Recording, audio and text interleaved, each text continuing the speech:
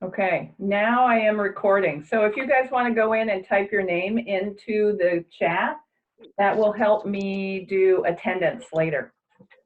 Hey, Barb, I don't know where chat is on the iPad. Got it. I wrote your name down. You're good. I got you covered. Like You right prefer- now, I have a Word document open, so I'm trying to keep track of who's logging in. Okay. But when it gets kind of busier later, it gets harder for me to be able to do that. So I just saw it. I'm going to try to do it. To Okay. see if it comes through. Can you just check? Sure. All right. Okay. You have to probably press enter. I push send. There it is. I see it. Okay. All right. Thank you. You bet. Barb, I checked. I started to type mine in and I entered too soon, so I'm in the first name only. Okay, got it. I've got you on my list. So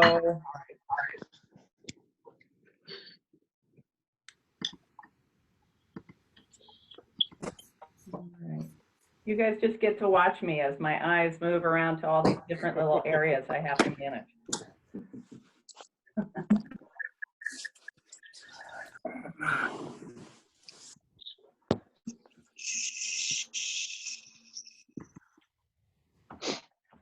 Okay, I see we have Tim. What is Tim's last name? There is no name there.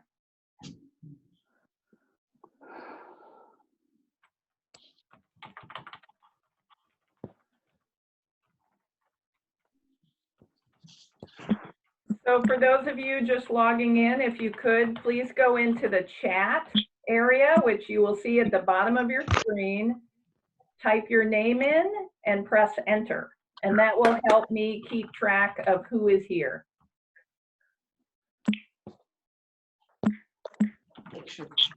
Otherwise, every noise I make will be.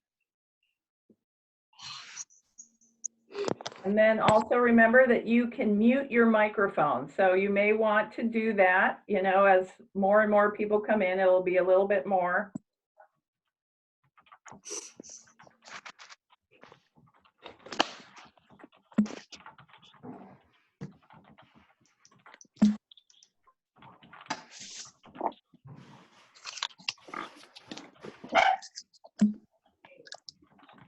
Okay.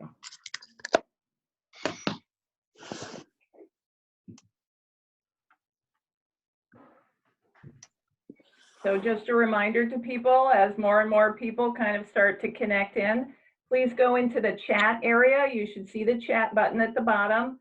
Type your name in where it says type message here and press enter. That will help me keep track of attendance.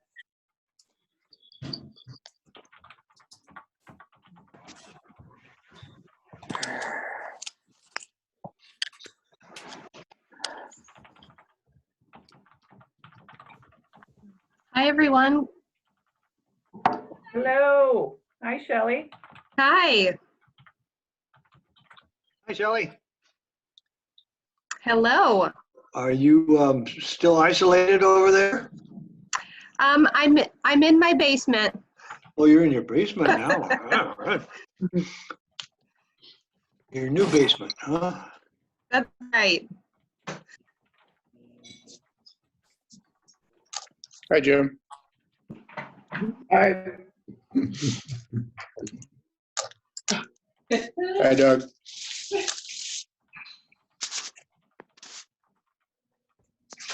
Again, as everybody is logging into the meeting, at the bottom of the screen, you should see the chat button. Click on that button, and where it says type message here, please type your name in and hit enter, and that will help us with your attendance. If you're a visiting Rotarian, if you can write that with your name, that will be helpful. Amy Nicholson, I do know that you're a visiting Rotarian, and I see you there, so I've got you covered. But All right. we're providing that information to the people that are doing notes. So, Barb, yes? I can't, when I hit participant chat, I can't seem to get my name to go in there. Okay. Do you see where it says type message here? Is there an area that says type message here? Under chat, Yeah. announcing its temporary closure and suspension of all events until further notice No. of the coronavirus. Are you on a computer or an iPad? I'm on a computer and I got in last week, okay? Okay, Today I can't. Managing lawns without weed killers. got it. Well, I can take care of you. Okay. Learn more about pesticide-free natural. We're hearing your TV or radio or whatever it is. Okay, so please remember, folks, that as you come in, if you can, please mute your microphone. You will see your microphone on the bottom, probably on the bottom left. If you are on a computer, it looks like a little microphone. Click on it and the little line will come across. Then we don't have to hear the background noise. And then again, if you have just logged in, there's a chat button and we want you to click on that where it says type message here, type in your name and hit enter. And that will help me with keeping track of attendance. So the guy responded, he says, yeah, I laughed. I said, funny, where do you want me to send the $1,000? He says, hi again. Right now, the U2B is located at a storage place in Wichita. On my way with my job with Greenpeace. I know, that's been there. Decided to deal with eBay online services. Kelly, you need to mute your microphone. There you go. Ooh, we're getting good attendance here, Jim. We're already at a 60. We are. So I show it's noon. I think we'll start in about 3 minutes just to give a few more people a chance to log on. So we're already at 61 participants. So we're ramping up attendance quick here. This is great. Okay, just a reminder for everybody, couple things that we want you to do at the beginning. We want you to look, if you're on a computer, at the bottom, you're gonna see what looks like a microphone. We want you to click mute on that, and that'll put a little line across that, okay? So please mute your microphone. In addition, there is a chat button. We want you to click on that, and you should see something pop up in your side screen. And in there, where it says type message here, we want you to click there, type your name, and hit enter, and that will help us keep track of your attendance. In addition, if you want to look, there is a button that says participants. If you click on that and just leave that open, there is a button in the participant section that says raise your hand. So when we do announcements, when we have any introductions, if you do questions for our speakers, we want you to use that raise your hand feature.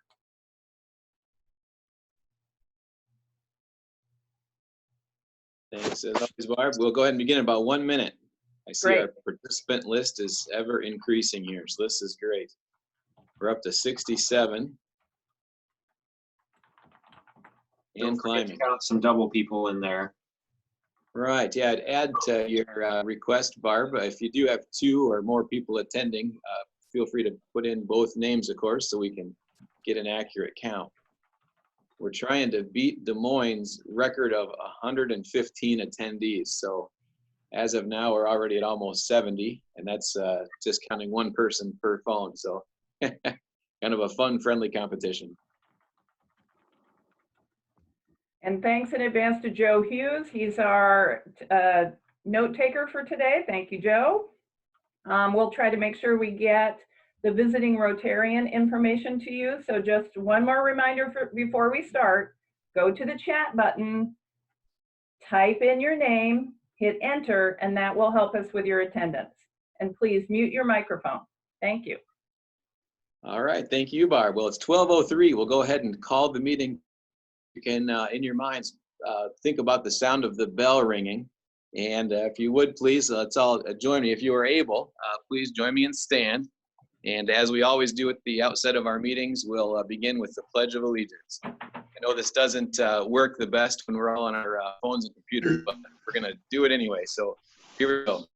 I pledge allegiance to the flag of the United States of America, to the republic for which it stands, one nation, Under God, indivisible, with liberty and justice for all. All right, that went pretty well. You may be seated.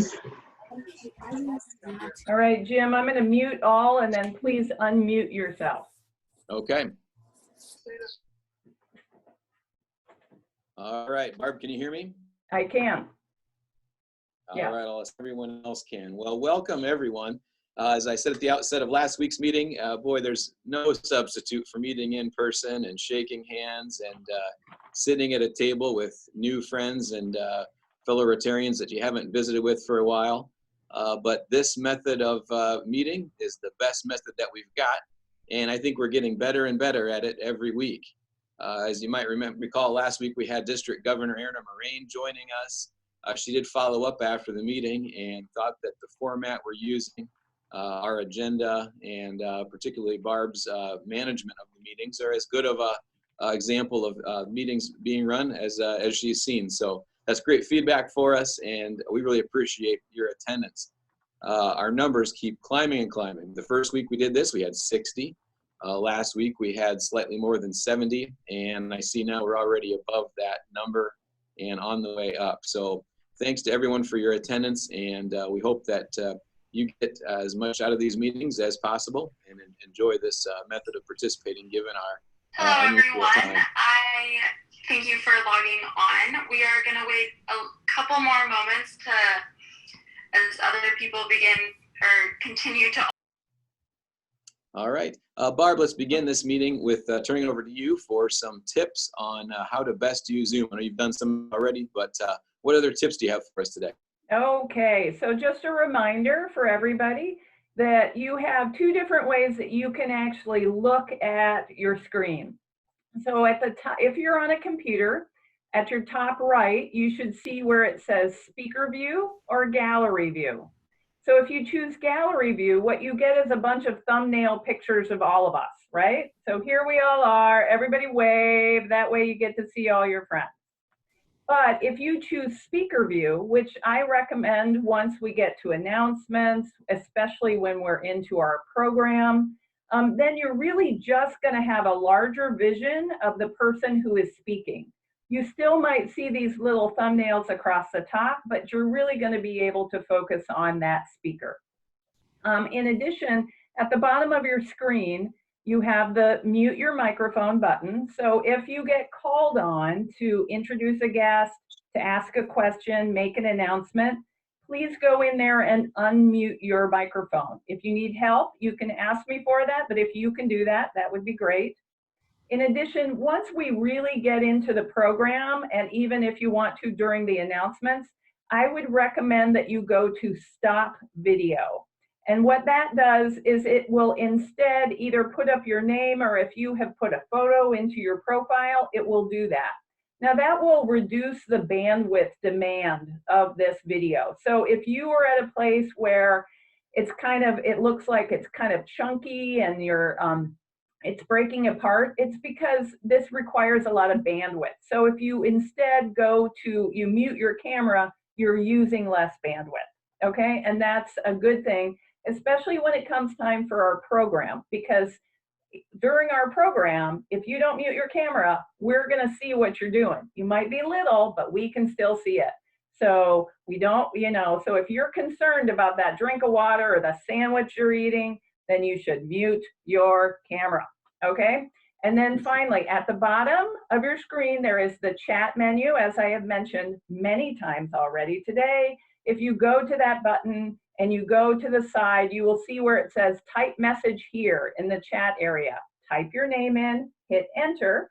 If you're a visiting Rotarian, please add that information for us for our notes. And that way, that will help us with our attendance. You can always ask a question there if you need to as well. And then in addition, at the bottom of your screen, there is a button that is called Participants. If you click on that button, you'll see that there is a button within that area that says Raise Your Hand.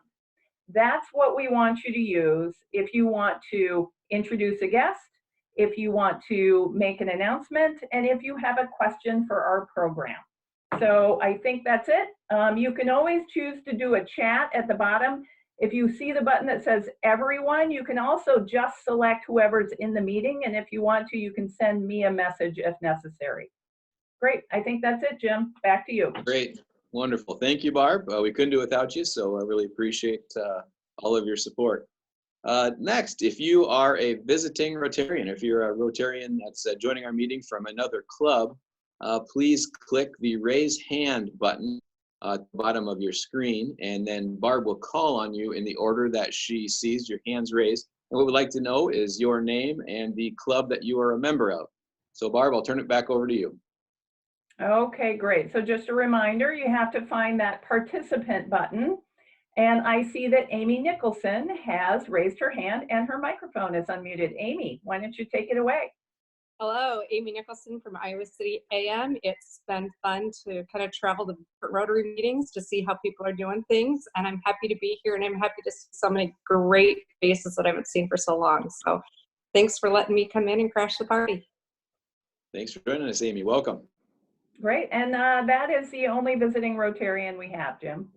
Great. Okay.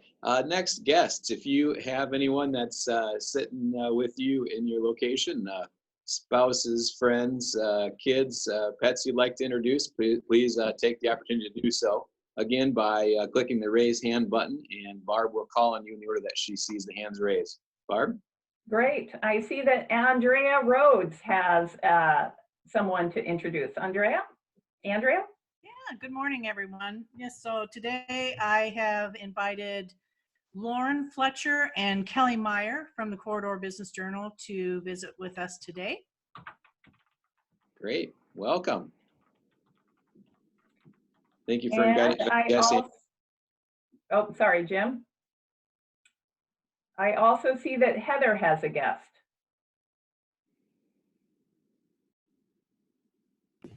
Hi, this is my daughter, Abby. So Welcome. this is part of our homeschooling for the day. Welcome. Well, I hope this is fun and you get some educational value out of this. So thanks for joining us. Wonderful. And it looks like, Jim, that is the last guest that we have for introductions. Wonderful. Well, welcome to our visiting Rotarians and to our guests. I see an updated number on our participation is almost 80. So we seem to be climbing by about 10 participants a week, which is wonderful. So welcome everyone, and we'll continue with our meeting. One of the most fun parts of these meetings, I think, and it's something new, is what we've been calling a Rotary moment of positivity and gratitude. Obviously, these times are challenging for everyone in various ways. And like I said last week, if you're like me, one of the toughest parts is kind of feeling cooped up, like you can't get out and about like you used to. But yet there are a lot of very positive things going on. We are able to meet, and the business of Rotary is able to continue. Today, to give us our Rotary moment of positivity and gratitude, we'll have Nancy Quellhorst. Nancy, I'll turn it over to you. Great, thanks, Jim. Jim, thanks so much for asking me to speak about and offer some optimism. Neil thought that was pretty funny because he always accuses me of having inherited the happy gene. And I do wake up pretty happy most days, but I also try really hard to live in the moment and savor the good things, even during challenging times. And part of my motivation for that comes from a book that I read, gosh, about 20 years ago, that many of you might have read as well, called Man's Search for Meaning by Viktor Frankl. And it chronicles Dr. Frankl's World War II imprisonment at Auschwitz and other camps. And although it's painful to read, because as you can imagine, it talks about terrible things like abuse and starvation and murder and, you know, awful things. At the same time, it's very inspiring because he has a profound message that comes with that. And that is, we can't avoid suffering as humans, but we can choose how to cope with suffering.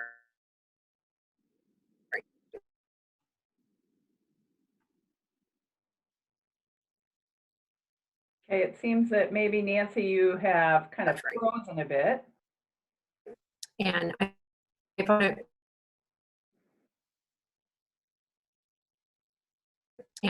it, very inspirational.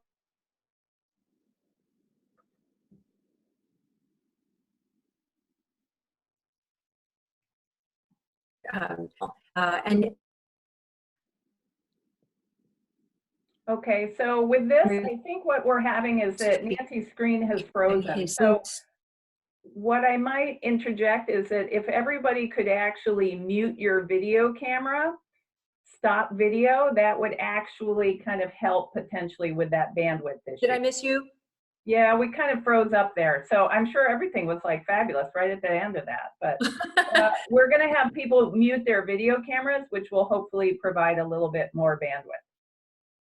Yeah, I think, Nancy, where we lost you was the part where you said, of course, in the book, there are several very bad things and negative things, but Right. Okay. Yeah, so right about there. Okay, thank you, Jim. It's also a very inspiring book because even though you're reading about these horrific conditions, Dr. Frankel talks about a very poignant message, which is that we can't choose what happens to us. We can't avoid human suffering, but we can choose how we cope with that suffering. And he shares a very poignant story about marching. They're being forced to march. There are guards who have rifles pointed at them, and if any of one of them collapses, they're murdered.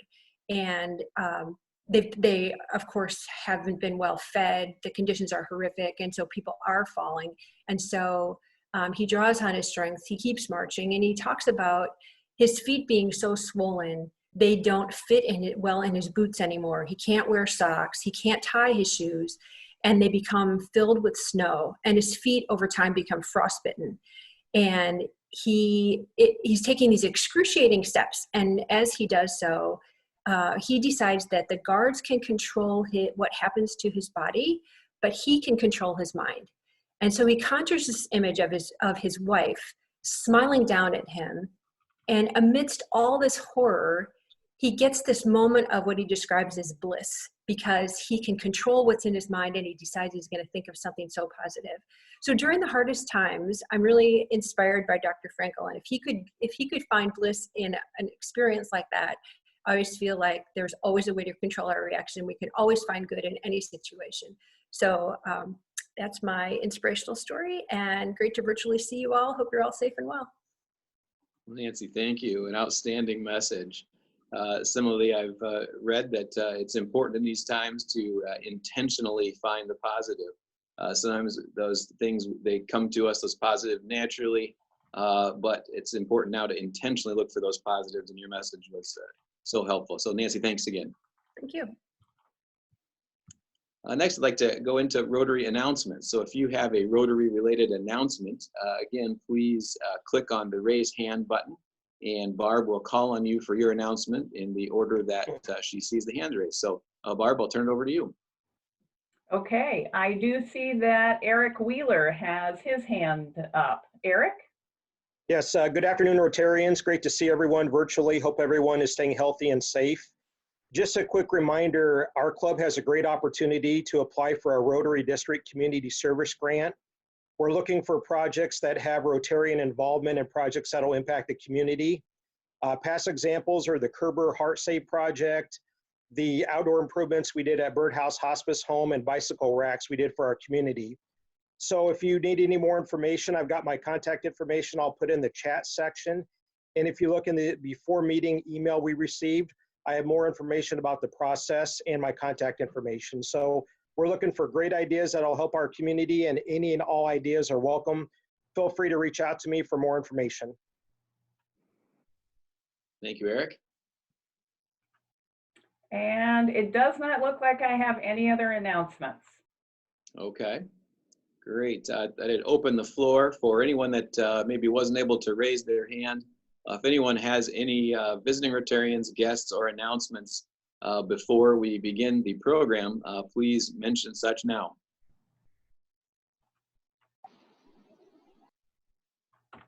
Okay, seeing none, we'll begin the program. So thanks everyone for your guests and announcements, and for introducing yourselves as visitors. We hope that everyone's enjoying the meeting so far.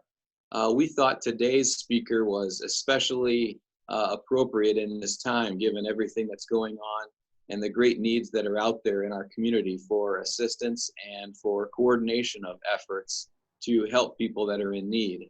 And as we've alluded to in the past couple of meetings, I really feel as though the United Way is one of the central commands, so to speak, for the efforts that are being joined together to help reach out to the individuals that need help and need assistance the most. So we're very fortunate today to have Tricia Smith with us to lead today's program. Tricia, at this point, I'll turn it over to you. Well, thank you very much, Jim. I appreciate it. I'm going to go ahead and share my screen here. Just give me a moment. Okay, hopefully you guys can all see a giant spool of yarn and a needle right now. And we'll go ahead and kick off our program. First of all, just thank you so much for reaching out to us and having us jump into this meeting. We're very excited to be here. And as I was starting to put this presentation together and looking for some imagery, I stumbled upon this giant spool of thread. And I think now more than ever, I feel like what we're all doing, whether it's in business or our personal lives, is threading the needle. We're skillfully trying to navigate through this very difficult time with this pandemic. And I think, first of all, I just want to say, I think everyone's doing a great job. There's no playbook for this pandemic, and everyone's just trying to wing it a little bit. And because we have such a nice, tight-knit community, I am just so pleased at how it's all working so far. And I just want to thank everybody for your contributions to that. But before we begin, today we thought we'd make it a little interesting. Hold on a second here. I'm trying to advance my slide. There we go. With bingo. So last time when the United Way presented, we had trivia with Bob and Sue Dvorsky, and that was just before Christmas, and we really had a fun time with that. And so when I was trying to put again this presentation together, I thought we should play bingo. So for those of us who have had a chance to look at our email this morning that Barb sent out, she attached the bingo card, which you can see here on the slide. And your instruction is simply just to mark off the squares that you've done or completed or have heard through this presentation, but there's also squares that are throughout your own business and personal life. So you can go ahead and start to mark those off. There is a free space in the middle. That's the United Way hand there. And when you get a bingo, you can go ahead and just chat bingo into the chat to everyone. Barb will note that you had a bingo, and when we get, she'll announce that we have a bingo. She'll interrupt us as we speak. And then when we get to the end of the presentation, we'll open it up for that person to share with us what their bingo was, because that's actually the really cool part of this. So please play along with us and have some fun as we go through our presentation. We wanted to just take a moment. I think we've heard the term coronavirus and we've heard COVID-19. And so I just want to throw out just a quick bullet on the history of this virus. The oldest common ancestor of coronavirus dated way back to the 19th century, or excuse me, the 9th century, I apologize. So this form of a virus has been around for a very long time, but there are different strains of it, and that's what we're experiencing it. So we know COVID-19, and many of you have already probably heard this before, it's simply a respiratory illness, but it can spread very quickly from person to person. The first outbreak of the new coronavirus, so thus COVID-19, and yes, the 19 does stand for 2019. It was identified in Wuhan, in the province in China, in 2019. Where are we at today? Actually, where were we at yesterday? These numbers come from the CDC as well as the Iowa Department of Public Health. So we wanted to take a glance at ourselves nationally, first of all. We have 605,390 confirmed cases right now. COVID-19 related deaths were 24,582, and right now the epicenter is still in the state of New York.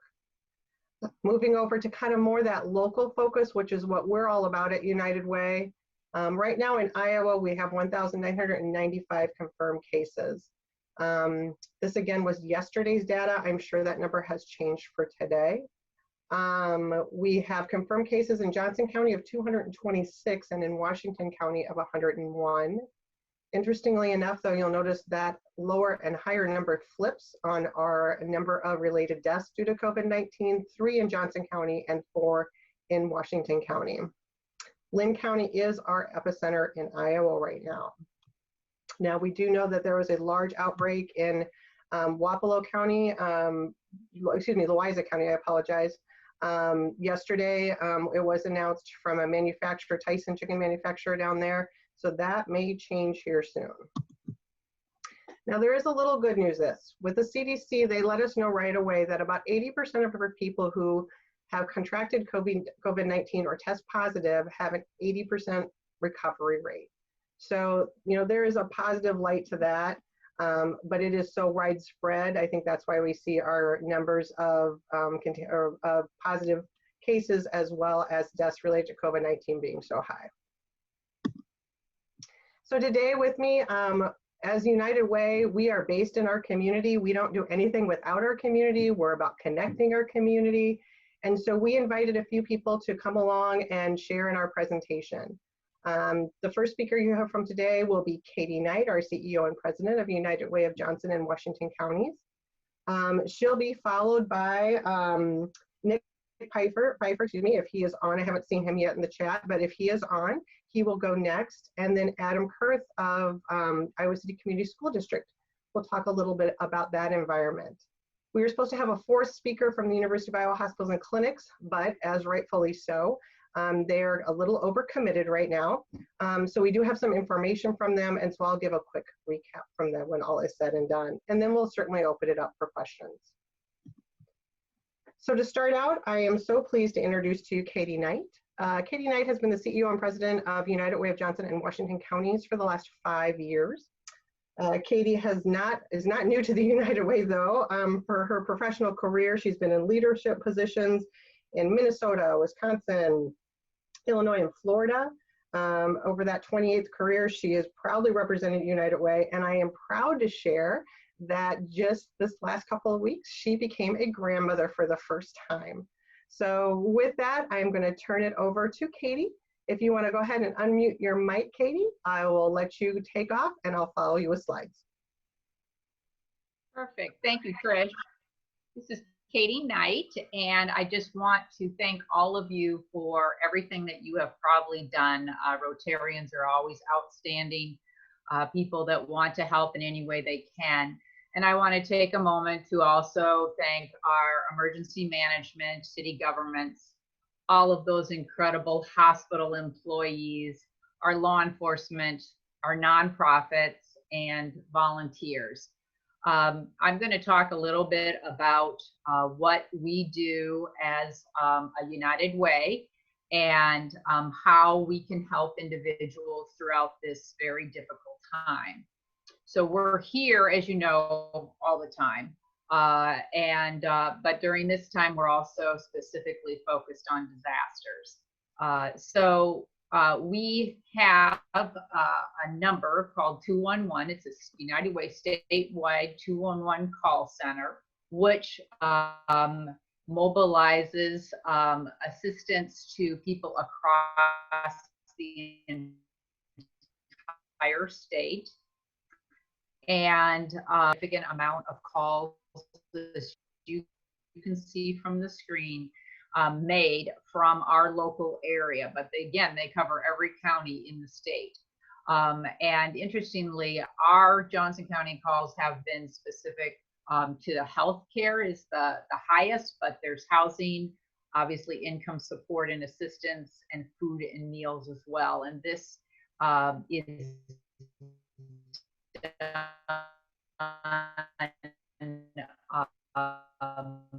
by a number of incredible that are helping not only with the health calls, but also with mental health calls.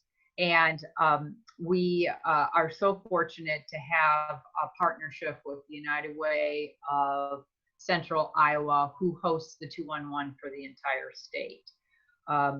So we have had 787 calls from Johnson County and 139 from Washington County in the last 35-day period. And if anyone needs the assistance, you can go to our website, which is unitedwayjwc.org, and then /united-way-2-1-1. But then just going to our COVID page, you would easily be able to find that information. The next area I wanted to focus on that we're very proud to do and have been helping over many years is our Volunteering, many of you have volunteered with United Way, but this is special because we, in partnership with Emergency Management, had to open the Emergency Volunteer Center just recently to be able to help all of the nonprofits and individuals that need extra hands with volunteers. We've been a part of the COAD disaster plan for a very long time, and we help coordinate the volunteers in times of disaster for the entire county of Johnson County. United Way Emergency Volunteer Center was started for the first time during the floods of 2008. And we activated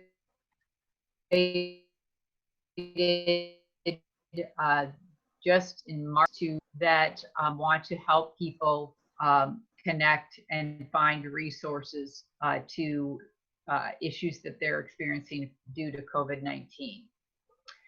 We do encourage people to register. If you don't necessarily see anything on the website that looks of interest, we still want you to register. And one of the reasons for that is that FEMA, after this is over, and will pay 75% of the cost of reimbursement for eligible projects. And then the state and local entities just have to come up with 25% of the shared cost match. So let's say you only volunteered for 2 hours and you don't think that's important. It is very important to our community, and we are grateful for you for taking that time.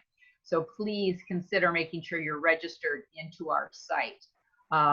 And then we are also very aware, we want you to know we're very aware of the volunteer safety. And so we want you to make sure that you follow some very specific guidelines that help us stay within those social distancing and limiting exposure to you, to nonprofit agency staff or individuals, and make sure everyone's safe.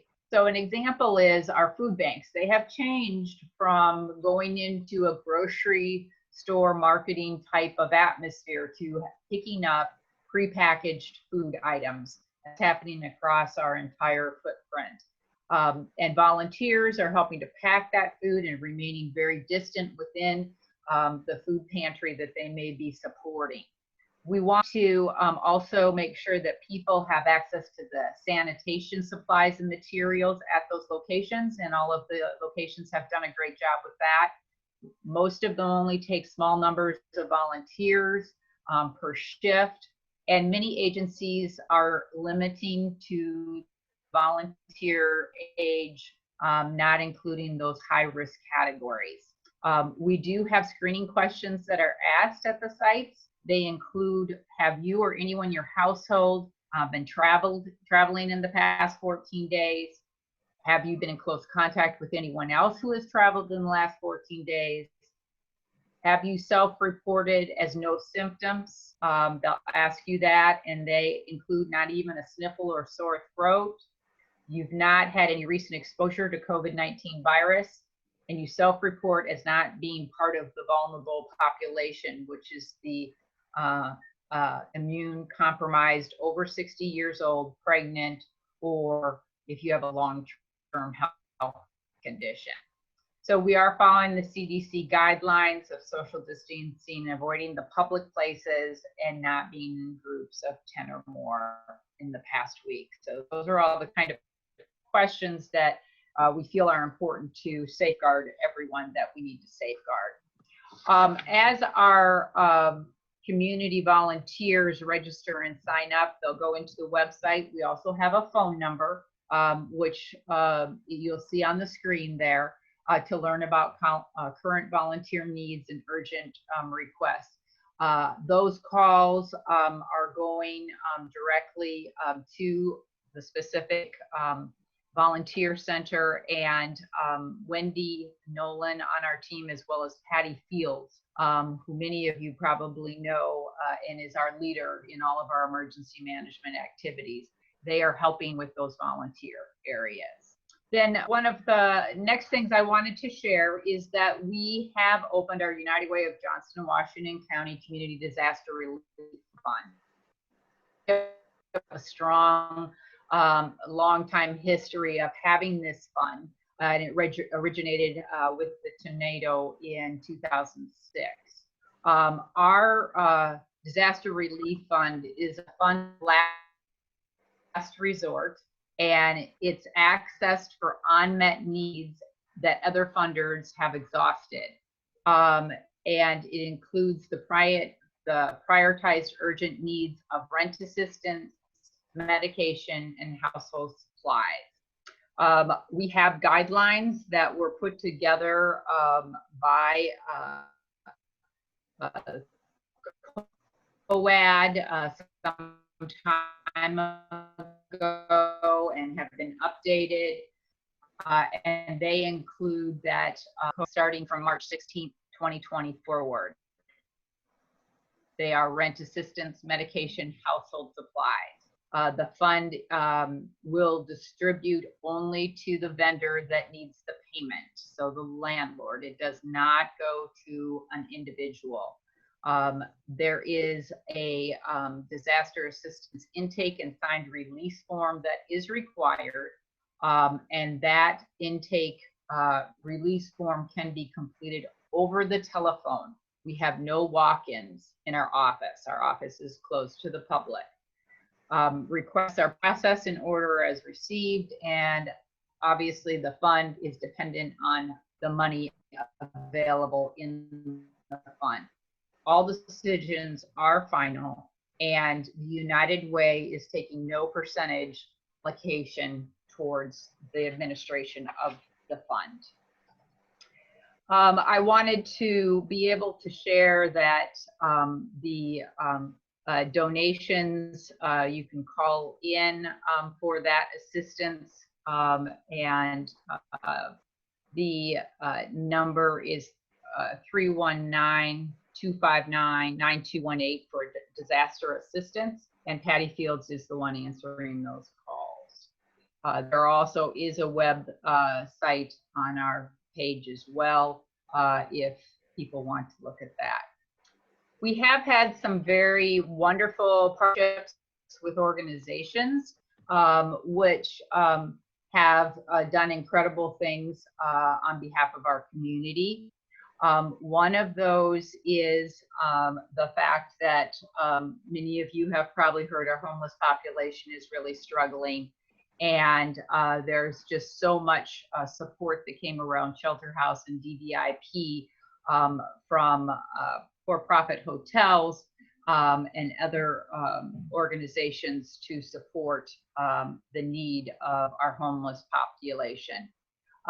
We at United Way, Tricia received a call from Russell Martin, who is a University of Iowa student who created an Iowa City food resource map, which was an incredible way to let people know where they are able to get food resources. Advanced Auto has stepped forward and actually helped individuals in need with essential work on their car, giving them discounts to parts and repairs. And then in addition, they provided 1,000 automotive grade level gloves to the University of Iowa Healthcare Clinic. Working with Think Iowa City, they helped us secure food containers from Airmark, Spectra, and Corville Hy-Vee for the nonprofits such as Free and Reduced Lunch. The free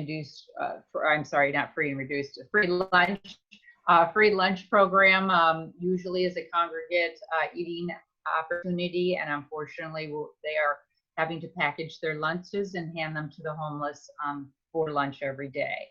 And then lastly, Valley Habitat for Humanity had to close, but what we were able to help them do is move their AmeriCorps volunteer over to Table, which is doing an incredible job of making sure meals and programs, food pantries have the distributed food that they need. So just some really wonderful things that continue to go on for our community across the entire different sectors that everyone's just coming together so beautifully. With that, I think I'm going to go ahead and turn it over to Trish to handle the commitment to the information that we have. Thank you very much, Katie. We'll have an opportunity to ask questions at the end of the presentation, but we wanted to make sure you knew that you could stay in touch with United Way as well as get connected to what's happening in our community. I know in the past weeks with this Rotary Zoom meetings, I have shared that we are offering a weekday daily email. We send that out about mid-morning with information that's pertinent to COVID-19 and getting updates out. We categorize them in our different areas of United Way, so under education, health, and financial stability. If you're interested in receiving those emails, please feel free to chat me privately with your email address and I will add you to our list. As of right now, by best guess, we estimate those emails are getting out to over 1,000 people in our community. And we're very excited about the opportunity to connect you with the information that you need to stay healthy. We feel very privileged to be providing that role and will continue to do so until it's no longer needed. We also encourage you to like and follow us on social media. If you're that type of person that's out there on Facebook or Twitter, find our pages. On Twitter, we're under UWayJWC, and on Facebook, United Way of Johnson and Washington Counties. And go ahead and start to follow us or like us so that you can get updates on a daily basis as well. Finally, as Katie mentioned, our United Way website is an active hub of information for volunteering, disaster relief, funding, as well as for information overall. Please feel free to visit our site at unitedwayjwc.org. All right, with that, we're going to move on in the presentation. I'm hoping Nick is already on here, and I'll ask you to unmute your phone while I'm giving a brief introduction to you. Nick is with Think Iowa City. He's the Vice President of Marketing and Communications.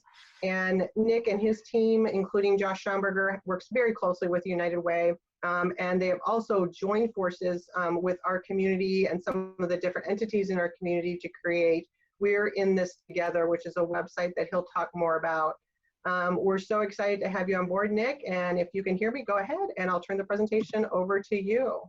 All right, I'm on. Yeah, thank you, Tricia, and thanks for offering to have us on here to share some information. Yeah, I'm with Think Iowa City, which is the Convention and Visitors Bureau. When all this came down, we chose to really partner together even more than what we normally do with the other community economic organizations, being ICAD and the Iowa City Area Business Partnership, formerly the Chamber of Commerce, and the Iowa City Downtown District, because we wanted to have a unified message and we wanted to be able to really coordinate our messaging across Johnson County and beyond. And so we worked really hard, and within a week we put together a brand new website that's icareatogether.com, which is just full of resources for employers, employees, job boards, and what I'm involved in, and what Think Iowa City is involved in is more of the things to do category that's on the website. So while you're social distanced and while you are staying safe, we want to make sure that there are still things for you to do. And one of those things you see on your screen there was developed by Rotarian Robin Hepker, who I believe is on the call. She produced these coloring pages for us, and it's probably the most visible thing that we've been involved with, other than the website itself. But we encourage people to print these out, have their kids color them yourselves, get them out there, post them on social media, post them in your windows, to really thank those frontline employees who are really facing this head on. It's a very small thing that we can do, but it's an important message that we want to be involved with. Another thing that we did, we were involved a little bit on the We Stand Together signs that the University of Iowa helped pass out. We helped get those distributed out a little bit farther so that so more people could display that message. And then as I touched on before, it's the things to do section of the icareatogether.com website that is near and dear to me, because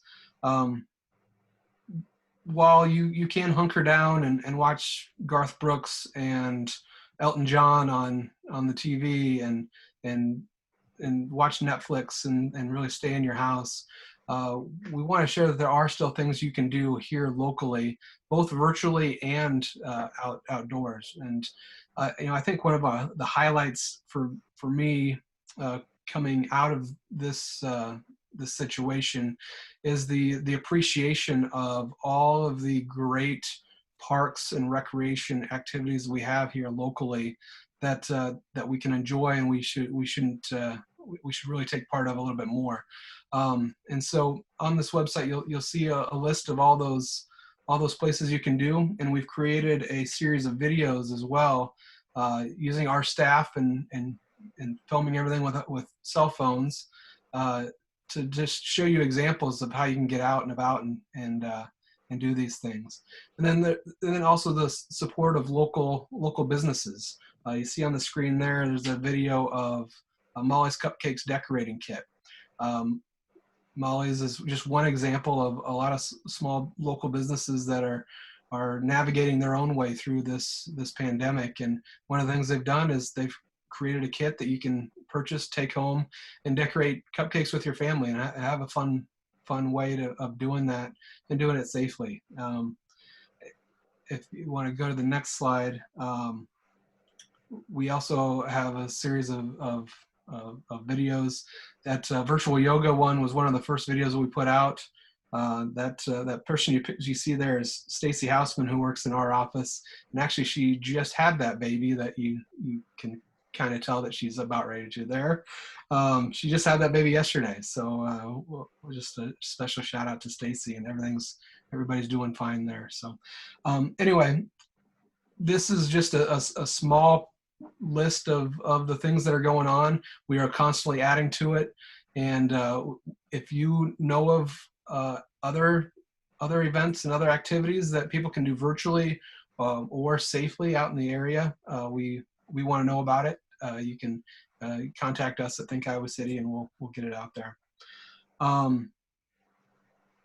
Yeah, and then importantly is our 4 organizations are really working on, okay, what's next? And I was on a call earlier this morning with all of us together, and we're really starting to focus now more on what's our messaging in the recovery phase. What's coming down the pipe next, so that we're ready to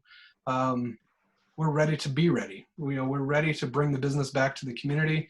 We're ready to bring back a level of normal that we all want, and that's what we're working on. So, welcome any questions here at the end of the presentation. But thanks again for having me.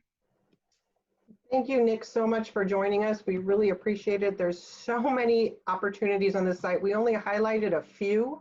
I can't stress enough you taking a moment to go and visit that website to learn more.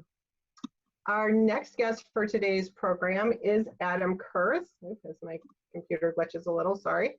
Adam is with the Iowa City Community School District. He is the Director of Technology and Innovation, and he's coming to us fresh off of serving lunches out there. So I am so pleased to introduce one of our local heroes with our community school district. Adam, if you're on the line, you can go ahead and unmute, and I'll turn it over to you.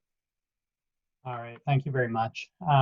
Yeah, so the district obviously, it's been in a spot where we're looking at the educational side and what we can do during the school closure that currently is scheduled through April 30th, although with the potential that that'll be extended. But also looking at things that we need to do to guarantee that our students have access to those basic needs, things like food, but also things like access to information, connectivity. So one of the things that we started immediately after our spring break when the closure went into effect was distribution of meals. We've ramped up the number of sites that we've been distributing at throughout the district and added another one just a few days ago. And at this point are distributing at 16 sites throughout the district. And we distribute about 10,000 meals per week. Those are available, and this is an important note, those are available to all children. They do not need to be students who are enrolled in the district. They do not need to be school age, so anyone up to 18 years old, we can provide meals for. And with a change of federal requirements not too long ago, those students now do not need to be present when we distribute those. So we've actually seen, since some of that communication has gotten filtered out further through the community, and also some of those guidelines got loosened, we've seen the number of kids who are taking advantage of this, and number of families taking advantage of this rise, which we're really happy about, to the point that we're giving out 10,000 meals per week. We do provide a lunch and also a breakfast for the following day, for everybody who needs it, who comes.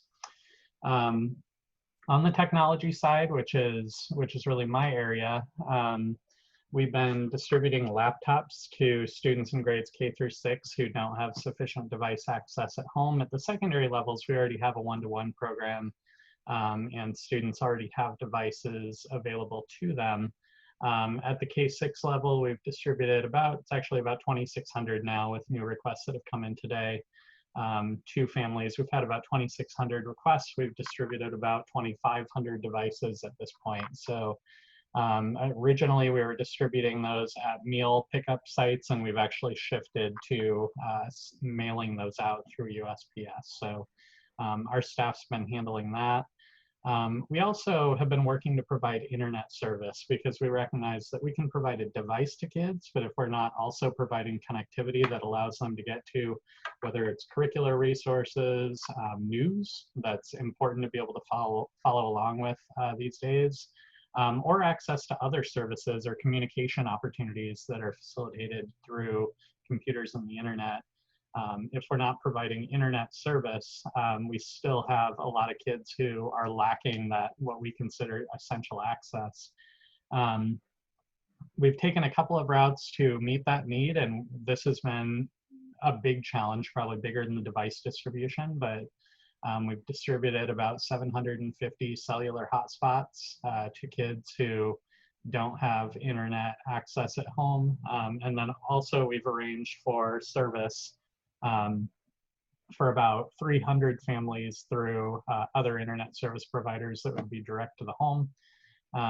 We have an order out for an additional 400 wireless hotspots, but right now we're in a tough supply chain situation where we're kind of fighting with other schools and other organizations to get access to those. So we've reached out to a couple of national partners. One being Sprint, which we received a grant a few years ago to provide home internet access through them. So we have a request for additional devices there. And then also a consortium that the district is a member of, League of Innovative Schools, has stepped up and is working to try to source those hotspots for us as well. So reaching out and really trying to make sure that we have that access available. And then also extending our help desk, our tech support, which normally is just for staff reaching out within the buildings, and we've extended that at this point, and students, families can contact our help desk to get technical support for use of whether it's devices or applications or internet in the home. On the educational side, we initially started, we along with most districts are in a situation where we were able to deliver enrichment resources as part of a voluntary model. When the closure began, there were only 3 districts in the state that were authorized to provide any form of required continuous learning within the state, and we were not one of them. So we provided enrichment resources. Those are still available, and those are by grade. So those are available to kids and include both online and offline activities. since then, the Department of Ed at the state level has implemented an option for schools to implement a required learning model.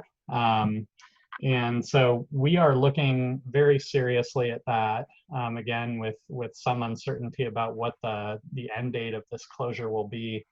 But one of the really key principles, and this is something that comes from our board, is that we should not do any harm. We do not want the coronavirus closure to cause harm to students' ability to graduate, ability to accumulate credits that they need, or ability to engage with and progress in courses. Now, obviously, this isn't an ideal situation for anybody, so we're going to have some limits there.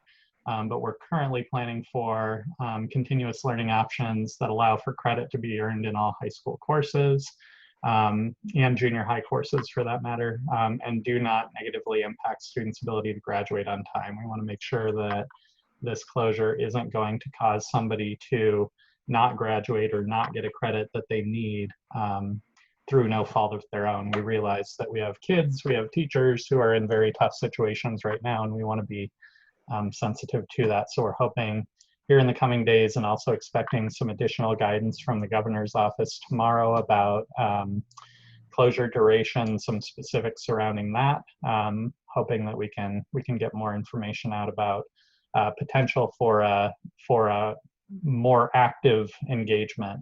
That said, our teachers are reaching out to students and families. My wife teaches physics, and I know that today alone she's had a couple of Zoom meetings with her physics classes. So, you know, that's something that we have teachers at all grade levels reaching out, really trying to connect with kids and make sure that their questions are answered and they have access to the resources that they need. Thank you. Thank you so much, Adam. We are running really close to the end of our time, so I'm going to just shift this. And I know our internet's been a little bit glitchy here, but it keeps doing interesting things to my screen. So we just want to share real quick from the hospital. We just want to thank all of our hospital workers who are doing such amazing things. We've got some information in today's email. It's also posted on our COVID-19 page. We also want to remind people there are services that are adapting to people who are in need, who just don't have access to healthcare services. UI Mobile Clinic is one of those. They primarily focus on assisting people who do not have access to healthcare, and they're offering free phone or webcam medical appointments to them. Iowa Made is another new opportunity out there through the University of Iowa. They're doing an e-commerce initiative, and they are producing actually some face shields.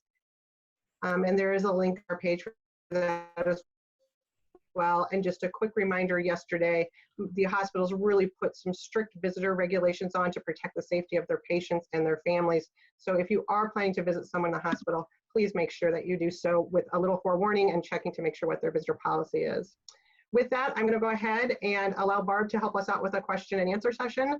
So Barb, I'll turn it over to you. If there's any hands that raise with any questions, we'd love to take those questions from any one of our speakers. Great, thanks so much, Tricia. Great program. So I see that we do have a question from Gary Wickland. Gary, would you like to unmute your microphone and ask your question? That would be LaDonna Wickland. LaDonna, sorry. That's okay. Thank you so much, speakers, for all that you're doing. It was a wonderful presentation, and we just applaud you for the difference you make in our community. I did want to ask, what is the contact for things to do? Think Iowa speaker, what is the contact for things to do? Yeah, if you don't remember this today, I'll include my email on the chat. But if you just go to icareatogether.com, there are some links there that you can find a contact for.